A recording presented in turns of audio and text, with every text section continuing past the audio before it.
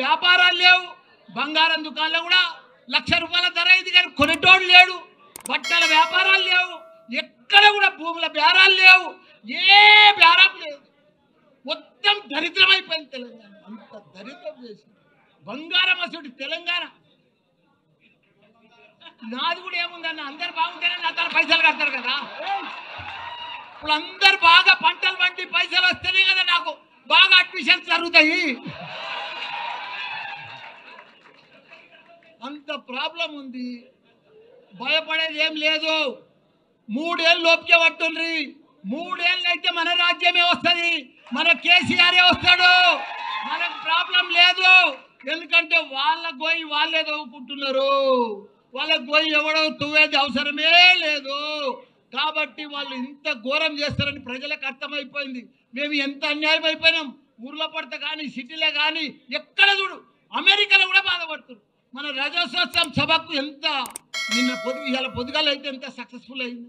ప్రతి పౌరుడికి, ప్రతి ప్రజలకు, ప్రతి ఒక్క వ్యాపారానికి, ప్రతి రైతుకు, ప్రతి కుల సంఘాలకు, ప్రతి ఒక్కరికి అర్థమైపోయింది మళ్ళీ మా కేసీఆరే కావాలని. అందరు రోడ్డు మీద పడ్డారు, అందరు రోడ్డు మీద పడ్డారు. వాళ్ళు ఏం చెప్పినా మాయ మాటలే చెప్తున్నారు, అన్ని మాయ మాటలే చెప్తున్నారు, టైంపాస్ మాటలు చెప్తున్నారు, టైంపాస్ పరిపాలన చేస్తున్నారు.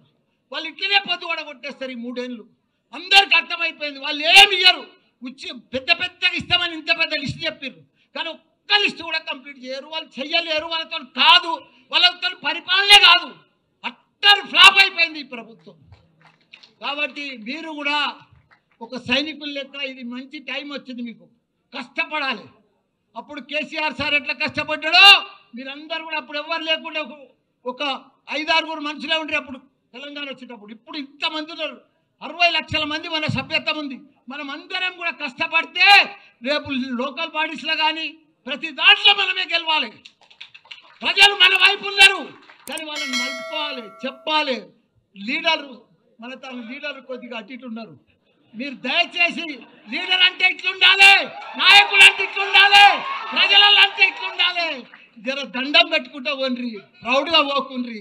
పర్ఫెక్ట్గా పోతే మనం పర్ఫెక్ట్గా ఉంటాం, చాలా బాగా వస్తుంది. బాగా మెజార్టీ లోకల్ బాడీలో మనం అన్నీ గెలుస్తాం. మీరు ప్రజలలో ఉండరు, తప్పకుండా కేసీఆర్కు మళ్ళీ 3 ఏళ్లలో కూడా సీఎం అవుతాడు. మనందరికి కూడా మంచి దినాలు వస్తాయని కూడా కోరుకుంటున్నా. జై తెలంగాణ, జై కేసీఆర్. మళ్ళా 3 ఏళ్ళు తిరిగి మళ్ళా 3 ఏళ్లలో తిరిగి బిడ్డ తెలంగాణ తల్లి వద్దకు వస్తుందట. బిడ్డ తెలంగాణ గజ గజ గజ గజ వణుకుతుంది మన పేరు చెప్తే. తెలంగాణ ఇస్తే మీరు 10 ఏళ్ళు అధికారంలో ఉండి ఈ తెలంగాణను ఏం చేసిరో తెలంగాణ ప్రజలు అర్థం చేసుకోవాలి. అప్పుల రాష్ట్రం, అప్పుల కూపంలో నెట్టేసిపోయారు. ఇవాళ ప్రతిదానికి మీరు చేసిన అప్పులు, మీరు పెండింగ్ పెట్టిన కాంట్రాక్ట్ బిల్లులు, మీరు పెండింగ్ పెట్టిన ఫీజు రీఎంబర్స్మెంట్లు, మీరు పెండింగ్ పెట్టిన ఈరోజు సంవత్సరంన్నర పాలన ఏం చేసిర్రు అంటారు. సంవత్సరంన్నర పాలన మనం కట్టిందా? అరే సంవత్సరాల పాలన ఎట్ట కడతారు నాయన? మీ అయ్య కట్టిందే కూలిపోయింది, 4 ఏళ్ళలో కట్టింది. మీరు 10 ఏళ్ళు అధికారం చేసి తెలంగాణ ప్రజలకు మేము 10 ఏళ్ళకి చేసినాము, మరి రేవంత్ రెడ్డి గారు సంవత్సరాల మా అంత చేసిండు అంటే మీ అంత ఎందుకు చేస్తాడా? 10 ఏళ్లకు సంవత్సరంన్నరకు తేడా లేదా? అది మళ్ళీ మిగులు రాష్ట్రానికి 10 ఏళ్ళు మీరు అధికారం చెలాయించి అప్పుల రాష్ట్రానికి రేవంత్ రెడ్డి గారిని ముఖ్యమంత్రి చేసి ఆయన మీద మళ్ళీ మీరు అభాండాలు, నిందలు, తప్పుడు ప్రచారం చేస్తున్నటువంటి దాఖలాలు ఇక్కడ కనపడుతున్నాయి. సంవత్సరంన్నరలోనే మీ మళ్ళీ నాగార్జున సాగర్ కట్టమంటావా ఏంది? సంవత్సరంలోనే 2-3 సెక్రటేరియట్ లాంటి పెద్ద పెద్ద బిల్డింగ్లు కడతారా ఏంది? దానికి ఒక సమయం ఉంటుంది, అన్నిటికీ ఒక ఆలోచన ఉంది. ఈ రాష్ట్రాన్ని ఏ దిశకు తీసుకుపోవాలో 24 గంటలు ఆలోచిస్తున్నటువంటి ముఖ్యమంత్రి రేవంత్ రెడ్డి గారు. మళ్ళా కేసీఆర్ గారు 3 ఏళ్లకే ముఖ్యమంత్రి అవుతాడు. 3 ఏళ్లకు ముఖ్యమంత్రి కేసీఆర్ గారు 3 ఏళ్లకు ముఖ్యమంత్రి అయితే దేనికి అవుతాడో నాకు తెలియదు. మరి స్వర్గానికి అవుతాడా, నరకానికి అవుతాడా? వీళ్ళేముందో 3 ఏళ్ళకి ఆయనే ముఖ్యమంత్రి అవుతాడు అంటాడు.